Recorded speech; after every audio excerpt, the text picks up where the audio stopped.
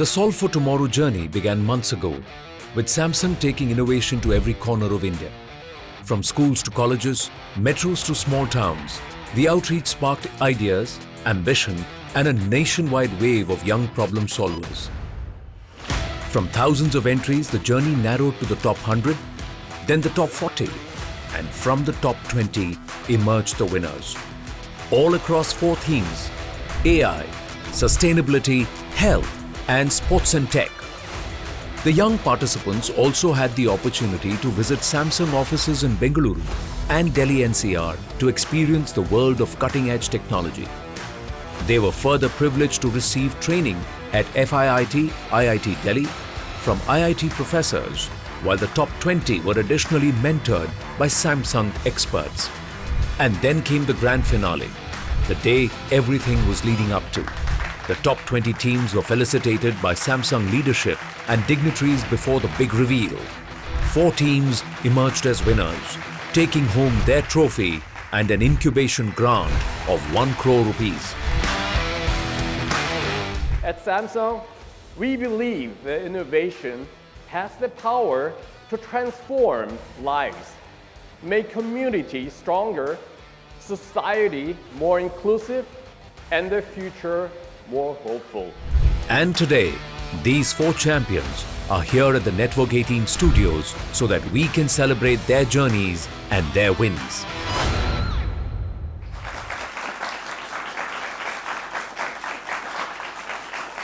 Thank you, thank you, thank you. Namaste, Jai Hind, and welcome. Welcome to this winner's special of Samsung Solve for Tomorrow 2025, a celebration of innovation, inspiration, and young problem solvers who are shaping Bharat's tomorrow today. This year, 4 winning teams stood out across 4 big themes. Their journeys have been full of resilience, breakthroughs, and some really fun personal stories too, which we will get into through the course of this episode. So let's bring them in. Without much further ado, our 4 winning teams of Samsung Solve for Tomorrow 2025. तालियों के साथ स्वागत कीजिए the first team. The first team, the innovators who proved how a simple idea can transform accessibility for millions. Team Persevere. Next up, the team that brought clarity and confidence back to every voice. Team Paraspeak. And now, the change makers who showed that persistence can power a greener tomorrow. Team Prithvi Rakshak. Our 4th and final team joins us remotely with a mission to make sports fairer, smarter, and more inclusive. Team Next Play AI. So, big round of applause collectively for our all 4 winners. Well done. I'm looking forward as much as our viewers are. The first team we have is from the theme AI for a safer, smarter, and inclusive Bharat. Team Persevere. Well, please come on the stage. Right. So, first up, Persevere. What a name. And that's your product right at the center. Yeah. So, take me through what does it do? So Persevere is smart glasses for completely blind people, which translates the whole surrounding into audio cues and haptic feedback for completely blind people to help them visualize their surroundings and navigate freely. In how many languages can this help people? And why is it that you wanted to build something like this? What was the inspiration? So Persevere can right now operate in 2 languages, English and Hindi, and we can expand it. We are planning to expand it. And the reason that I wanted to build this smart glasses was mainly that when I was young, I saw the dependency of completely blind people, how dependent they are on their parents for everything, literally everything. So it gained a thought on me that yes, there should be a device which should help them navigate around freely and give them a sense of independence. The whole purpose is built on independence. And so Persevere was the concept. It born when I went to my college. I learned more about electronics. Then I started tinkering more and more, and then Persevere came alive. Have you tested this? Yeah, I have tested this with several hundreds of completely blind users, and they have all given amazing feedback. Because the challenge is, one, you got to get accuracy. So the accuracy is real time. There's no lag. No, sir. There's no lag. The other part is empathy, that the voice talking to you has to be a friendly one. So if something you are going to bang into something, how is the response? Is it say, all right, stop, you're going to bang into something, or you know?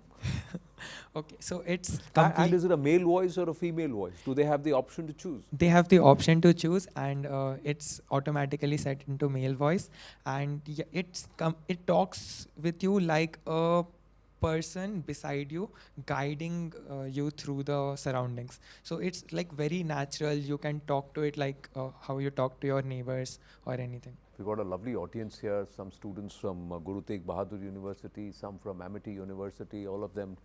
Do you like the product? Huh? Anybody has a question? Hello everyone, I'm Shreya Singh and I want to ask a question that people have different accessibility needs, right? So how does Persevere adjust to it, their comfort zones, their environments and other things?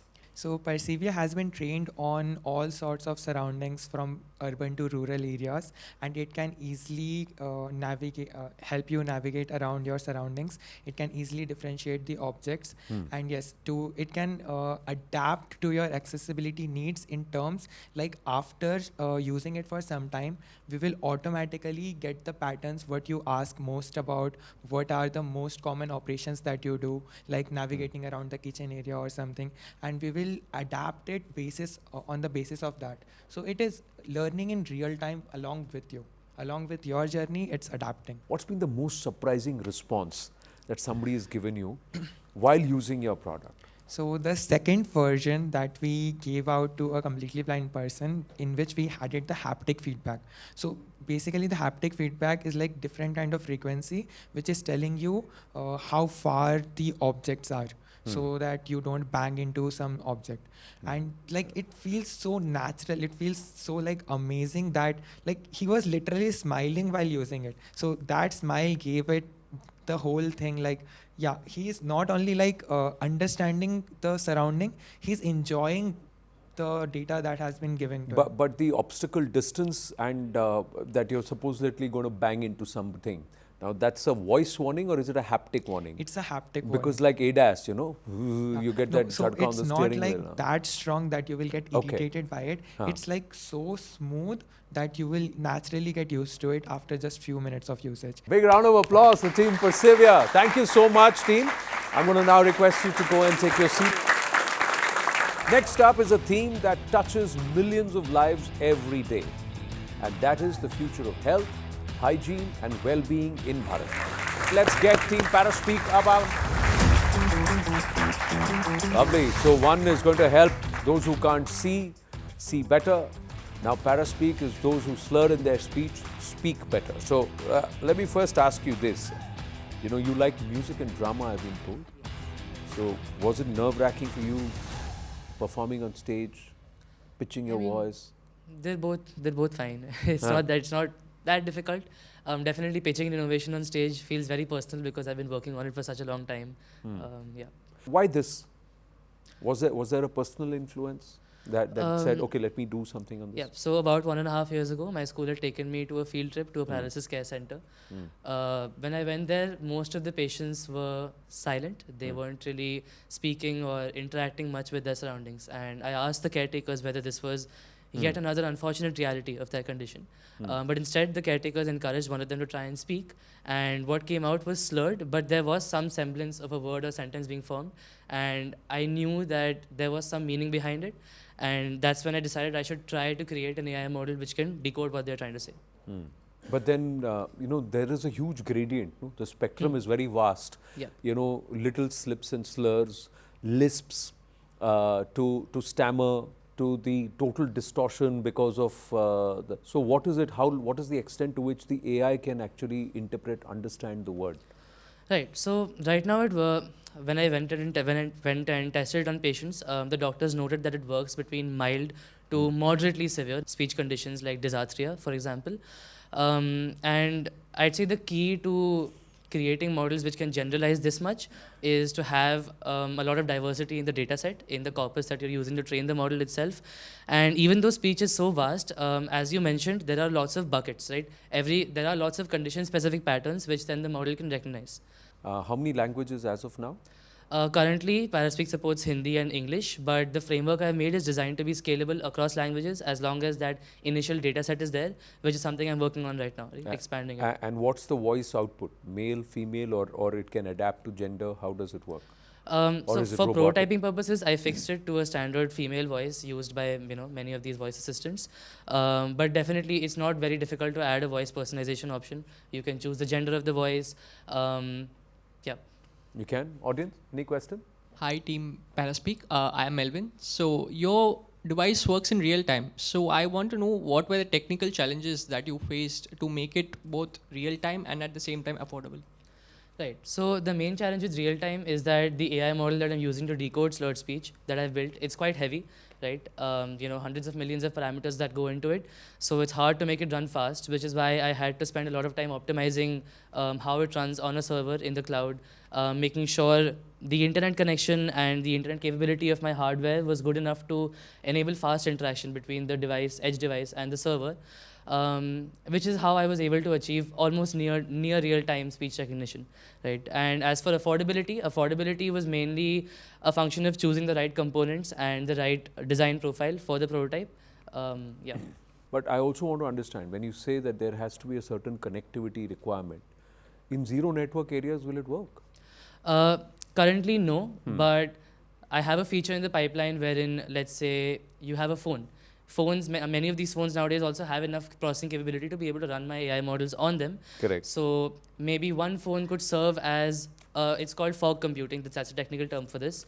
One phone could serve as a node for, let's say, 5 to 10 Paraspeak devices in the same care center, which would be completely offline then. So, I see that's the workable way of using it, right? So, you got to hang it around. But how heavy is it? It's not very heavy. It's about 80 to 100 grams. Do I need to bring it up like a No, the microphone can catch what you're saying. So it can hang there, Yeah, and yeah. it can. So, and are you working on reducing the size of the box, or it'll be this big? Yeah, so this is a prototype, and it already took me a lot of effort to get it down to this size, but it can always go further down. Right? Phenomenal. You like this story? You think you should do well? So can we give him a big round of applause, and also Team Paraspeak, superb job done. Thank you. Lovely speaking with you. Thank you. I want to request you to please take your seat. Fabulous, isn't it? Inspiring conversations, one helping those who can't see, the other one who can't speak properly. Amazing solves for tomorrow. On that note, we've got to take a very, very short break. 2 more teams whom we're going to meet when we come back. Stay with us.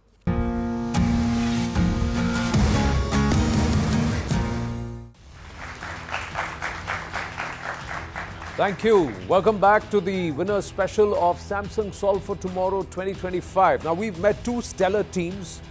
It's now time for a theme that matters to every living being and has the power to impact generation after generation, especially at a time when the world is going through some major environmental crisis. So let's meet our next innovator from the theme Environmental Sustainability via Technology. Team Prithvi Rakshak, come on. Let's talk about your innovation, your solve for tomorrow. Wow, that's the Vermi Kendra 2.0. So we'll come to the 2.0 in a bit. But respect, thrice this is your 3rd attempt, right? SFT pe? So what kept you going? So it was basically the determination to solve the problem and our consistency that we were keep working, and our persistence that kept us working on the same thing for at least now 3 years. We have 3 years, so that's why you called it 2.0. Yeah, it's the second version of this same machine. That's why we are calling it 2.0. You were explaining to me that it increases the speed or reduces the time by 50%, and that's why you've used AI. Well, why do you need it? What's the need for this innovation? The thing is, we were preparing for a competition. It's a National Children's Science Congress competition. So for that, we did various field visits. So on a field, we observed that there was a huge pile of organic waste waiting weeks just to be processed. And also at the same time, nearby farmers needed like good quality compost. But there was a very less time. The waste is not being processed, and it takes a lot of time. Compost banne mein time lagta hai, correct. Yeah. So we observed that there is quite a problem. In every 24 hours, waste is being generated, but it takes around 60 days to be processed. Basically, all this thing for years, traditional composting has been working on luck part, like अंदाजा, एक guesswork है, ठीक है? Now, what we have felt like a gut feeling है. अब वो farmer के पास बहुत experience है. We took that gut feeling and fed that thing into microchips that are the AI part. So basically, we are, not relying on the biological, कि miracle हो जाएगा, but we are making it a mathematical exception.